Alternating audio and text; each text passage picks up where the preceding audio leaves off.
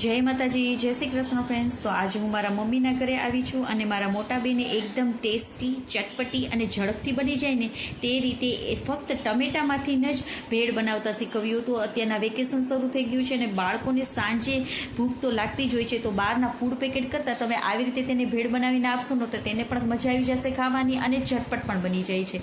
તો તેની માટે મેં અહીંયા 2 મોટા એવા ટમેટાં લઈ લીધા છે. તો મેં અહીંયા તેને ખમણી લીધા છે. જો તમારે ખમણવા ના હોય ને તો તમે સીધા તેને મિક્સરમાં પણ પીસી શકો છો. જો તમે મિક્સરમાં પીસતા હોય ને તો તમારે મસાલો પણ તેની સાથે સાથે જ નાખી દેવાનો. તો હિંગ મેં પહેલાં નાખેલી છે, તો હિંગનું પ્રમાણ થોડું વધારે રાખીશું તો જ તેનો ટેસ્ટ સરસ આવશે. સાથે લાલ મરચાંનો પાવડર, સાથે 2 ચમચી જેટલું ધાણા જીરુંનો પાવડર નાખ્યું છે. તીખું તમને જેટલું ભાવતું હોય ને તે રીતે તમારે લાલ મરચાંનો પાવડર નાખવાનું છે. 1 મોટો લીંબુનો રસ નાખી દીધું છે અને મેં અહીંયા ખાંડ નથી નાખી. જો તમારે ખાંડ નાખવી હોય ને તો તમે તે પણ નાખી શકો છો, પણ થોડી જ નાખવાની. ગળ્યું તમને જો ભાવતું હોય, ખટ્ટું મીઠું ભાવતું હોય ને તો તમારે નાખવાની. જરૂર મુજબ આપણે મીઠું પણ નાખી દઈશું. હવે બધાને આપણે મિક્સ કરી લેવાનું છે. એકદમ સરળ રીતે ફક્ત 5 જ મિનિટમાં બનાવીને તમે આ રેડી કરી શકો છો. તો હવે જે પણ વાસણમાં તમારે ભેળ મિક્સ કરવી હોય ને તે વાસણમાં આપણે આ લઈ લેવાનું છે મિશ્રણને.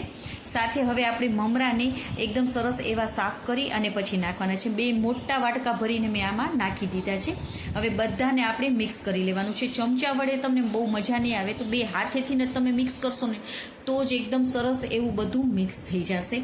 અને હા, મેં અહીંયા 1 ચમચો ભરીને મગફળીનું તેલ નાખેલું છે. આ તેલ તમે જરૂરથી નાખજો, તેનાથી તેનો ટેસ્ટ બહુ જ સરસ આવે છે.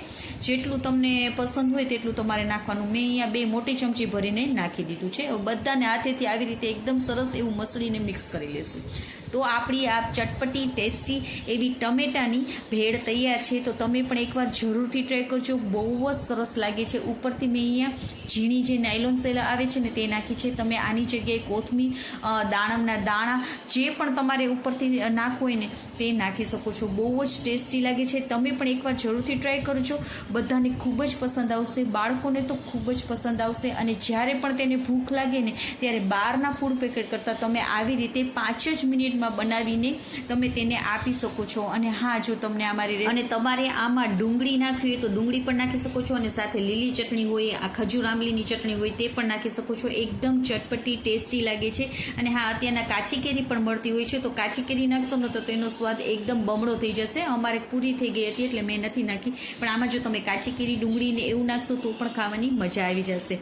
તો તમે પણ એકવાર જરૂરથી ટ્રાય કરજો. અને હા, જો તમને અમારી રેસીપી ગમી હોય તો પ્લીઝ લાઇક કરજો. અને મારી ચેનલમાં નવા હોય તો સબસ્ક્રાઈબ પણ કરજો અને તમારા ફેમિલી અને ફ્રેન્ડ્સને શેર પણ કરજો. તો આવી જ નવી રેસીપીઓ સાથે ફરી મળીશું. ત્યાં સુધી બાય બાય. જય માતાજી.